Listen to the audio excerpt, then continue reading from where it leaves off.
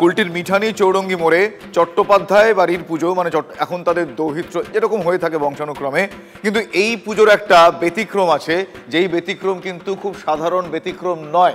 আমি ঠিক সেই প্রশ্নটাই চন্দ্রশেখরের কাছে। চন্দ্রশেখর, আমরা জানি এই পুজোয় সব কিছুই থাকে, কিন্তু মা দুর্গা সপরিবারে থাকেন না, পরিবর্তে কি থাকে একটু ডিটেল দর্শকদের সামনে তুলে ধরো। দেখো, 1008 বঙ্গাব্দে এখানে যিনি প্রথম পুরুষ ছিলেন তিনি কৃষক সমাজের মনসবদার হয়ে 15টি মৌজা কাশীপুর রাজার কাছ থেকে এনেছিলেন এবং তারপরে থেকেই এখানে পুজো হয়ে আসছে। অর্থাৎ আমরা যদি বলি এখানে 9 পুরুষ পর্যন্ত আমরা এখানে দেখতে পাচ্ছি, কিন্তু 7 পুরুষ থেকে পুজো শুরু হয়। অর্থাৎ 4 7 28 280 বছরের পুরনো পুজো। এখানে কলা বউকেই নবদুর্গা রূপে, নবপত্রিকা বাসিনী রূপে পুজো করা হয়। একটু আগেই নবপত্রিকা এসেছে, প্রতিষ্ঠা করা হয়েছে, পুজো হয়ে গেছে, তার প্রস্তুতি চলছে সপ্তমী পুজোর। এখানে এই জেনারেশনের গৃহবধূ যারা রয়েছেন বা যারা এখানে পুজো করছেন তাদের সাথে খুব ছোট্ট করে আমি জেনে নেব এই কত বছরের পুজো কতদিন ধরে আপনারা আসছেন? আমি তো 18 বছর বিয়ে হয়েছে আমার। আমার হাজব্যান্ড চাকরি সূত্রে আমরা কলকাতায় থাকি, কিন্তু প্রত্যেক বছর পুজোতে যাই হোক আমরা এখানে আসি। খুব আনন্দ, মানে এত আনন্দ নিয়ে যাই আমরা, অক্সিজেন সারা বছরের অক্সিজেন নিয়ে যায়।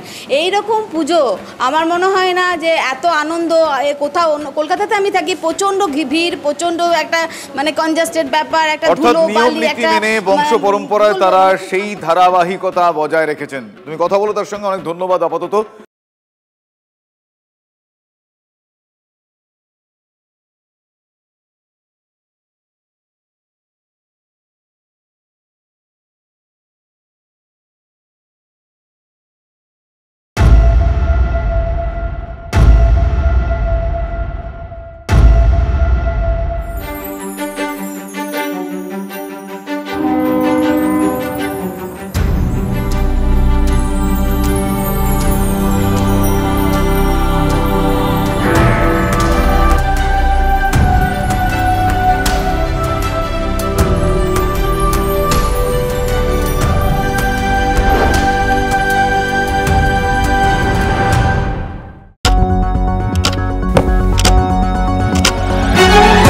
রাজনীতি শুধুই কি রাজার নীতি? রাজা উজিরের চোখে নয়,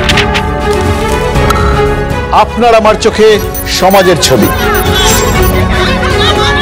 কঠিন কথা সহজভাবে না বললেই নয়। প্রতিদিন রাত 9টায় TV9 বাংলায়। TV9 বাংলা না দেখলেই নয়।